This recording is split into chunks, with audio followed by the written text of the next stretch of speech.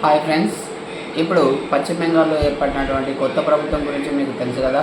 BJP ప్రభుత్వం ఏర్పడింది, 206 మెజారిటీలతో ఏర్పడింది. అది మీకు కూడా తెలుసు.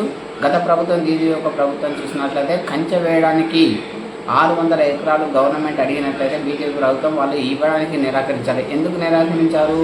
బంగ్లాదేశ్లోని రోహింగ్యాలు మన దేశంలోకి రావడానికి మమతా దీదీ అక్కడ పాజిటివ్ వ్యవహారంగా ఉంది అని మీకు తెలుసు, నాకు తెలుసు, అందరికీ తెలుసు.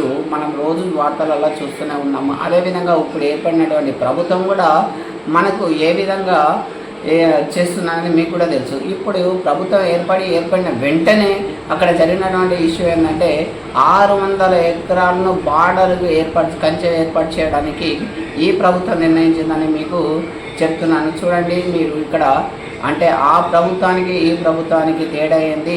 మన దేశంలో ఎంతోమంది ఉన్నారు, మన దేశ పౌరుల గురించి ఈ ప్రభుత్వం ఆలోచిస్తుంది.